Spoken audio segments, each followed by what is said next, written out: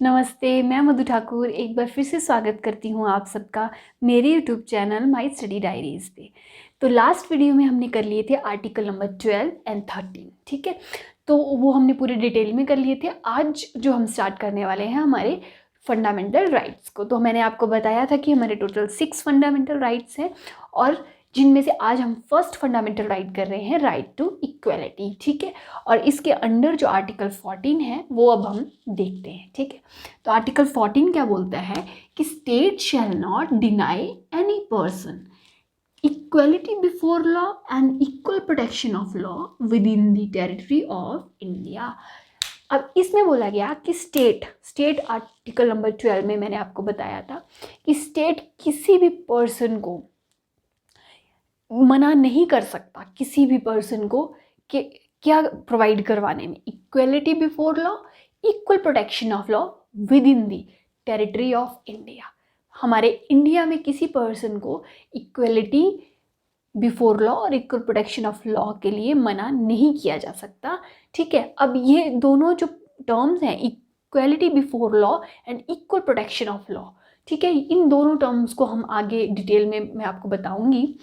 तो जो equality before law है ये अलग कॉन्सेप्ट है, ठीक है, यानी कि ये फर्स्ट कॉन्सेप्ट है और इक्वल प्रोटेक्शन ऑफ लॉ जो है वो सेकंड कॉन्सेप्ट है।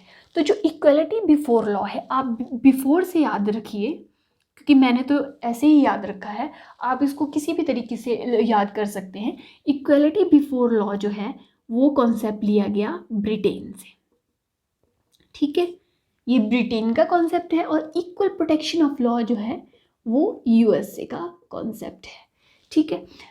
तो अब पहले हम बात करते हैं इक्वलिटी बिफोर लॉ की। तो जो इक्वलिटी बिफोर लॉ है ये एक एलिमेंट लिया गया, एक थे एवी डाइसी जो ब्रिटेन के क्या थे, एक ज्यूरिस्ट थे,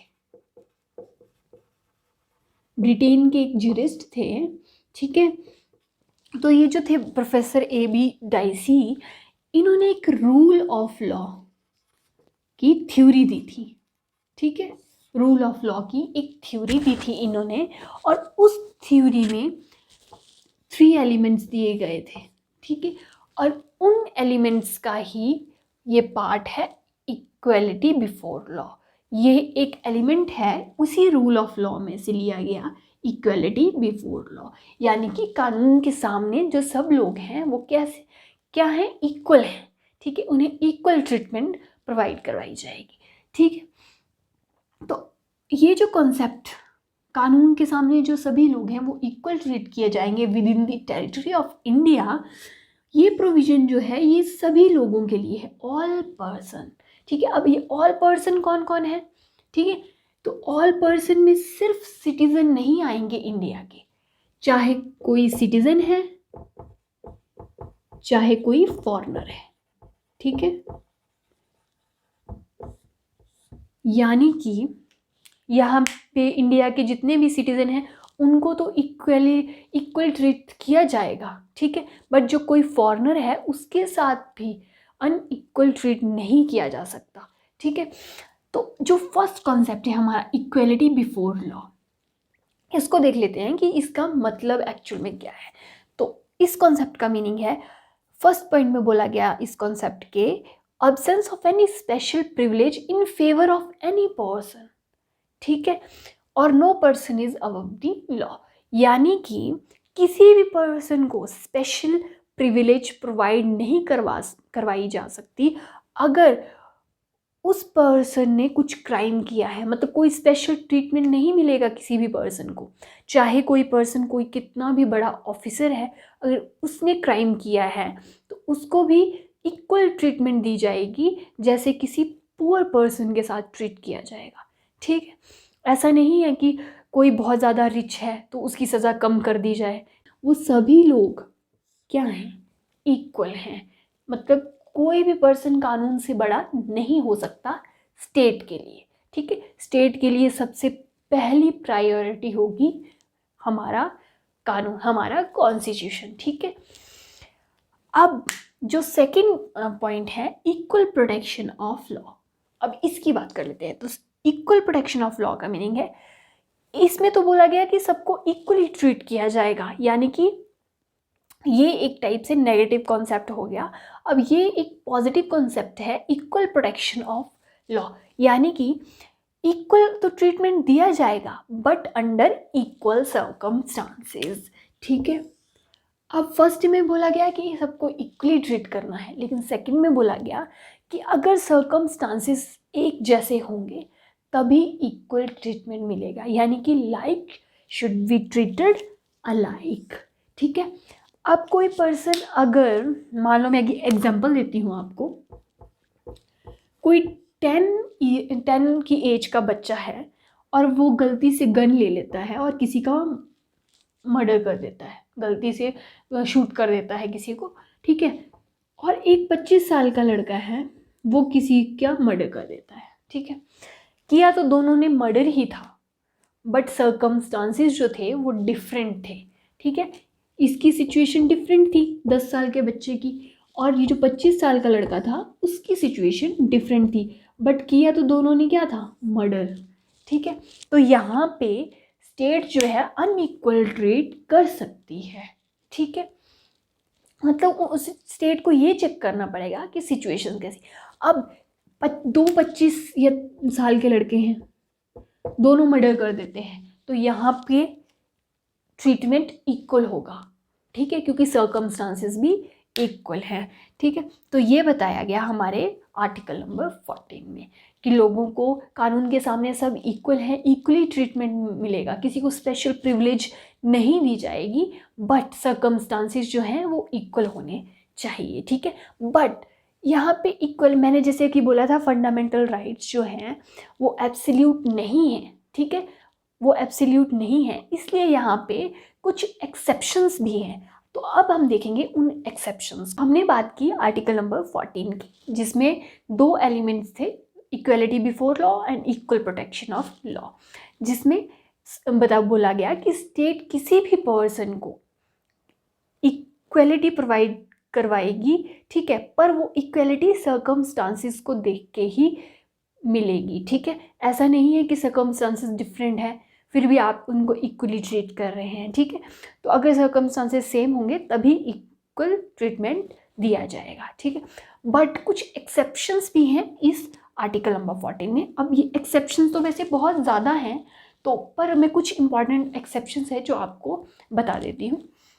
तो जो प्रेसिडेंट है और जो गवर्नर है, ठीक है, उनके खिलाफ कोई भी क्रिमिनल प्रोसीडिंग्स नहीं की जा सकती। ठीक है, उनको अरेस्ट भी नहीं किया जा सकता, but during his term of office, जब तक वो ऑफिस में है, मतलब वो गवर्नर और प्रेसिडेंट की पोजीशन अटेन जब तक की हुई है उन्होंने, जब तक वो अपने ऑफिस में हैं, तब तक उनके खिलाफ कोई भी क्रिमिनल प्रोसीडिंग नहीं की जा सकती, उनको अरेस्ट नहीं किया जा सकता, उनको कोई भी सज़ा नहीं मिल सकती। ठीक है, ना उनको इम्प्रिजनमेंट मिल सकती है। इनमें जो है एक्सेप्शन है वो है पार्लियामेंट के मेंबर्स के लिए। तो कोई भी जो पार्लियामेंट का मेंबर है वो किसी को भी आंसरेबल नहीं होगा अपनी प्रोसीडिंग्स के लिए। ठीक है, पार्लियामेंट में जो भी प्रोसीडिंग्स होंगी, जिसको भी वो वोटिंग करेंगे, ठीक है, वोट करेंगे, तो वो आंसरेबल नहीं होंगे किसी को भी। ठीक है, वैसे ही same for state legislature. State legislature में भी जो प्रोसीडिंग्स होंगी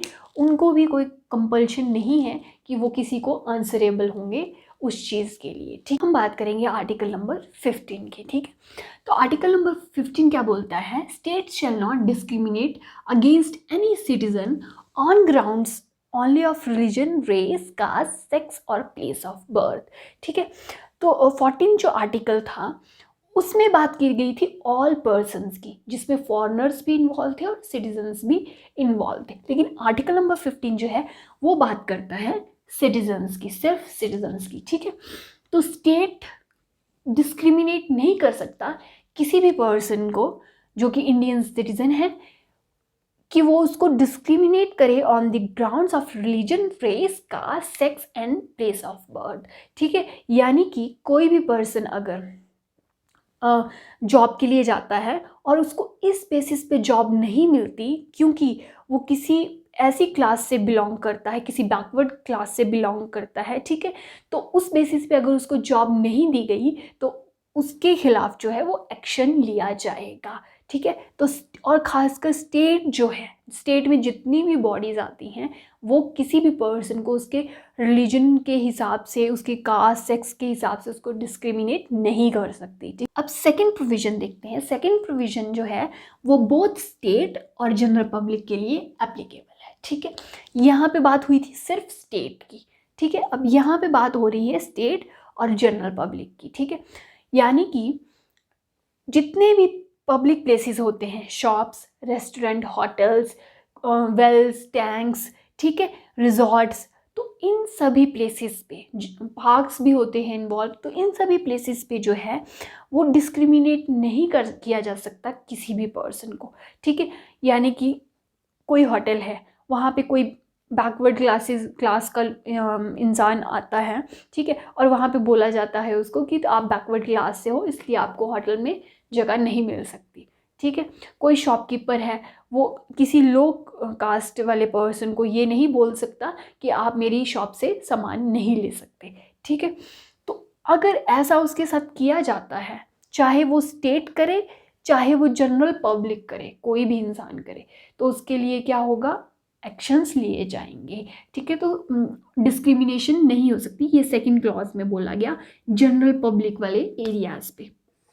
और फर्स्ट पे बोला गया कि स्टेट किसी पर्सन को डिस्क्रिमिनेट नहीं कर सकती on the grounds of religion, race, caste, sex and place of birth, ठीक है। तो ये आई होप कि 2 प्रोविजंस आपको अच्छे से क्लियर हो गए होंगे। अब इसमें भी कुछ एक्सेप्शंस हैं, ठीक है।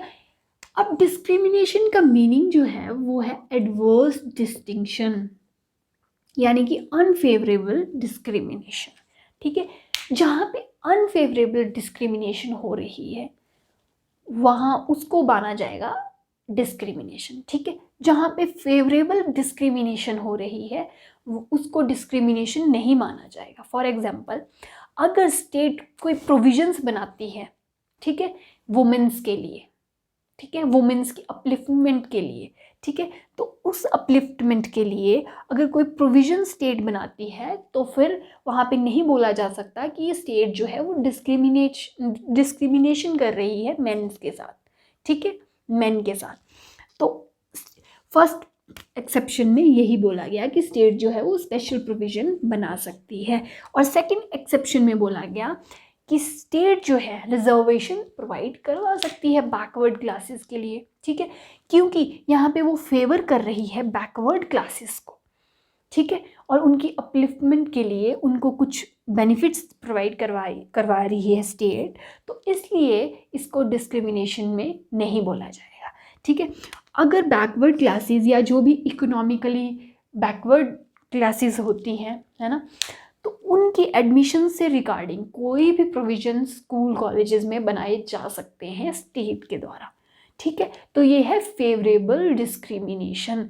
तो फेवरेबल डिस्क्रिमिनेशन जो है वो एक्सेप्ट की जाएगी, ठीक है, बट अनफेवरेबल डिस्क्रिमिनेशन जो है वो एक्सेप्ट नहीं की जाएगी, ठीक है। ये बोला गया आर्टिकल नंबर 15 में। तो आई होप कि आपको आर्टिकल 14, आर्टिकल 15 अच्छे से क्लियर हो गए होंगे। अब राइट टू इक्वालिटी में बचते हैं 3 और आर्टिकल्स, जो है आर्टिकल 16, 17 एंड 18, ठीक है, वो हम करेंगे कल।